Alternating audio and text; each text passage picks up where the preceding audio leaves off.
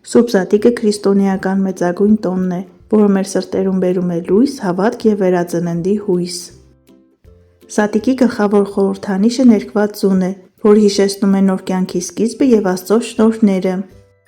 Միայն բնական միջոցներով եկեք այսօր միասին ներկենք ադամանդափայլ, վառ կարմիր գույն ունեցող հավկիթներ։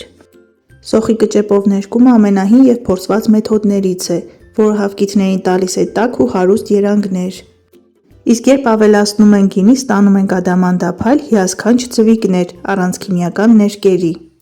Մեզ հարկավոր է կարմիր և սպիտակ սոխի կճեպ, որքան առատ, այնքան լավ։ Թարմ առանճաքերի հավկիթներ, որոնք նախքան ներկելը պետք է մի լավ լվանալ։ Վերցնում ենք համապատասխան կաթսա և մեջը լցնում ենք սոխի կճեպը, իրարից հեռու դասավորում ենք հավկիթները։ Վերջում լցնում ենք սպիտակ կամ կարմիր գինի, այնքան որ հավկիթները ամբողջությամբ ընկղմված լինեն գինու մեջ և եփում ենք մոտ 15 րոպե։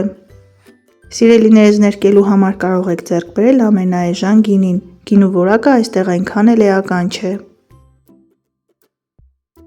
Եփելուց հետո հավկիթները թողնում ենք գինու մեջ ամբողջ գիշեր։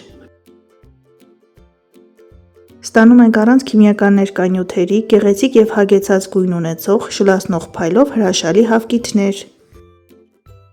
Քրիստոս հայրյա վիմեռելոց, օրհնյալ է հարությունը Քրիստոսի, բոլորիս մաղթում եմ ուրախ Զատիկ։